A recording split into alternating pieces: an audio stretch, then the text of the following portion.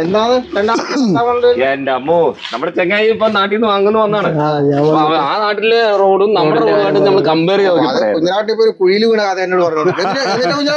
അതെന്തിനും പിടിച്ചെണിപ്പിച്ചിട്ട് നേരെ ആക്കിയിട്ട് അപ്പൊ ആ പഴയാള് ശ്വാസം കിട്ടാ ചളിയിലല്ലേ ആ കുഴിയിൽ നിന്ന് പിടിച്ചെണിപ്പിച്ച് വിട്ടു നമ്മളെ റോഡിന്റെ മുകളിൽ.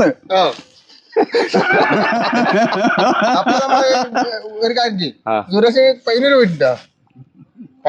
ബൈപ്പാസിന്റെ കഥയാണ് പറഞ്ഞത്. അവിടെ മാവേലി ഇങ്ങനെ കയറി വരുന്ന ഒരു പോസ്റ്റർ അവിടെ വെച്ചിട്ടുണ്ടായിരുന്നു ആൾക്കാർ. എന്താ റോഡ്? പക്ഷെ അത് സങ്കടം ഉണ്ട് കേട്ടോ. അതിന്റെ അകത്ത് പറയാതിരിക്കാൻ പറ്റാത്തൊരു കാര്യമുണ്ട്. കഴിഞ്ഞ പ്രാവശ്യം ഞാന് പയ്യന്നൂരിന്ന് വരുമ്പോ ഒരു വണ്ടി ഇറങ്ങിയിട്ട് കേറാൻ വയ്യ, എന്നാ ഫസ്റ്റ് ആയിട്ട് പോലും കേറാൻ വയ്യാത്ത അത്ര വലിയ കുഴി. അല്ല വള്ളിച്ചെരുപ്പ് നോക്കേണ്ടി വരും.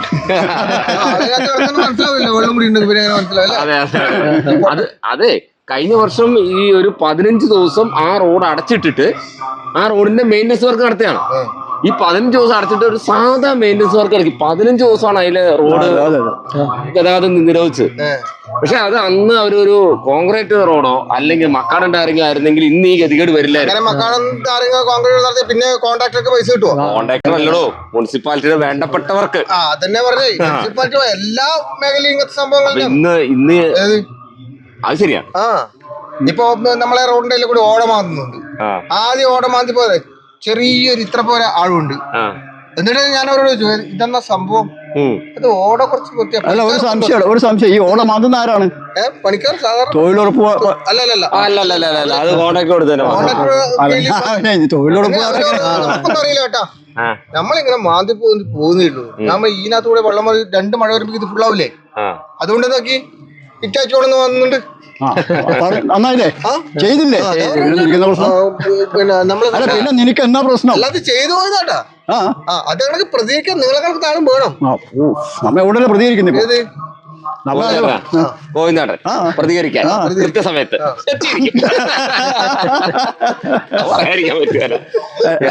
അല്ലെന്നേ, അതല്ല, നമുക്കറിയാം നമ്മുടെ അൺലിമിറ്റഡ് മഴ സ്വാഭാവികമായിട്ടും കേരളത്തിന്റെ ഭൂപ്രകൃതി അനുസരിച്ചിട്ട് അടിയുറവ ഉണ്ടാവുകയും നമ്മുടെ റോഡുകൾ നശിക്കുകയും നമുക്കറിയാം. ഏതോ ഇപ്പം 17 വർഷം മുമ്പാണ് പുളിങ്ങോം ചെറുപുഴ റോഡ് മക്കാടൻ ചെയ്തത്. ഇപ്പോഴാണ് ആ റോഡിന് അവിടെ ഇവിടെ ഒരു പ്രശ്നമുണ്ട്. അന്ന് മക്കാടൻ ടാർ ചെയ്തുകൊണ്ടും വളരെ കൃത്യതയോടും വൃത്തിയോടും കൂടി ചെയ്തുകൊണ്ടാണ് ആ റോഡ് ഇന്നും കംപ്ലൈന്റ് ഇല്ലാതെ. 15 വർഷം നിന്ന് ചെറിയ കാര്യമൊന്നുമില്ല. മാറും. വിദേശത്ത് പോയിട്ടൊക്കെ ഈ റോഡിനെ കുറിച്ചൊക്കെ ഗവേഷണം നടത്തിയിട്ട് വരുന്നവരാണ്. നിങ്ങിപ്പം അയർലൻഡിൽ എവിടെ ഉണ്ടായിരുന്നെ? ഉണ്ടല്ലേ? അവിടുത്തെ റോഡുകൾ എങ്ങനെയുണ്ട്? അടിപൊളിയാണ്, ഒരു കുഴപ്പമില്ല.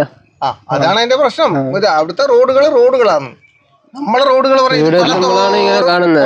അത് അതിനകത്ത് 2 കാര്യമുണ്ട്. ഇതുണ്ടല്ല, ഇത് വേറൊരു വശമുണ്ട്. ഇപ്പൊ നമ്മളെ KSCB പറഞ്ഞു കഴിഞ്ഞാല് അടിയിലേക്ക് കൂടി പോകുന്ന കമ്പി കൊത്താൻ ഒരു ടീം വേറെ, മുകളിലേക്ക് കൂടി പോകുന്നതിന് വേറൊരു സമയം. ഇതൊക്കെയാണ് ഇതിന്റെ പ്രശ്നങ്ങൾ. മാറിയാലേ സർക്കാർ KSCBയുടെ കാര്യം പറയാതിരിക്കാൻ പറ്റില്ല. നിങ്ങൾ ശ്രദ്ധിച്ചായിരുന്നോ ഈ കഴിഞ്ഞ ദിവസം? ഇന്നലെ ഇപ്പം ചെറുപുഴ അവിടെ കറണ്ടില്ല, അവര് വന്നിട്ട് ആ ചെറിയ തോട്ടി കൊണ്ട് ചുവട്ടിലെ കമ്പുകളൊക്കെ കൊത്തണം കേട്ടോ. നല്ലതാണ് ഇതേ മരത്തിന്റെ കമ്പുകൾ ഈ മഴയ്ക്ക് തൊട്ട് മുമ്പ് അവരകത്ത് ഏറെ ഇങ്ങനെ ചെറിയ ചില്ലി കൊത്തിട്ട് പോയി. ഞാനൊരു കാര്യം ചോദിക്കട്ടെ, ഇതെന്തായാലും ഈ 10 ദിവസം കൊണ്ടോ അല്ല 5 ദിവസം അല്ല എന്താ പറയുക 1 മാസം കൊണ്ടോ 2 മാസം കൊണ്ടോ ഇത് വളരും എന്നുള്ള കാര്യം അറിയാം. എന്നാൽ ആ കമ്പൊന്ന് ആദ്യം തന്നെ അടി ചേർത്തൊന്ന് കൊത്തിയിട്ട് ആ മരം ഒന്ന് വെട്ടി ഒതുക്കി നിർത്തിയാൽ ഈ രണ്ടാമതുള്ള പൈസ ലാഭം, ജനങ്ങൾക്ക് കറണ്ട് ഇല്ലായ്മ ഒഴിവാകും. അങ്ങനെയുള്ള എല്ലാ പ്രശ്നവും കമ്പൊടിഞ്ഞു വീണിട്ട് മറ്റുള്ള അപകടങ്ങളൊക്കെ ഒഴിവായി കിട്ടും. അതാണ് പറയുന്നത്. നമ്മുടെ നാട്ടിലെ പ്രശ്നം എന്നാന്ന് വെച്ചാൽ കഴിഞ്ഞ പ്രാവശ്യം ഇത് തന്നെ ഞാൻ പറഞ്ഞു, ചെയ്യുന്നുണ്ട്, സമയത്ത് ചെയ്യുന്നില്ല.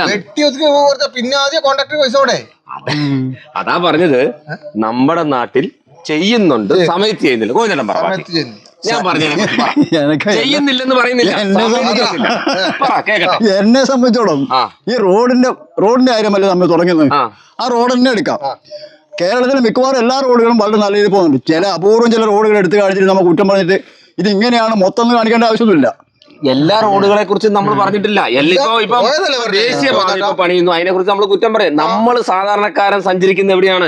നമ്മൾ സാധാരണ ഗ്രാമീണ റോഡുകൾ അല്ലെങ്കിൽ PWD റോഡുകളിൽ കൂടി അല്ല നമ്മൾ കൂടുതലും പോകുന്നത്. നമ്മളിപ്പം നമ്മൾ ഇവിടുന്ന് എവിടെയുള്ള പഞ്ചായത്തിന്റെ കയ്യിലാണെങ്കിലോ അല്ലെ അതുപോലെയുള്ള കയ്യിലാണെങ്കിലോ ഉള്ള റോഡുകളെ കുറിച്ചിട്ടാണ് നമ്മൾ സംസാരിക്കുന്നത്. മഴയാണ്, റോഡ് പൊളിഞ്ഞു പോയിട്ടുണ്ട്, ഇല്ലാന്നൊന്നും പറയുന്നില്ല. അത് മാത്രല്ല, ഈ മഴ ഇപ്പൊ മഴ നിന്നില്ലേ ആ. ഈ സമയത്താണ് ഓടം വന്നത്. ഇത് മഴ തുടങ്ങുമ്പോഴോട് ഓടം വന്നിട്ടുണ്ട്. അയ്യോ, അങ്ങനെ ചെയ്തുകൂടാ. അങ്ങോട്ട് പോവാ. അതിലൂടെ വെള്ളം പോകുന്ന നമുക്ക് അറിയില്ല എങ്ങാതി. അതാ പറഞ്ഞത്.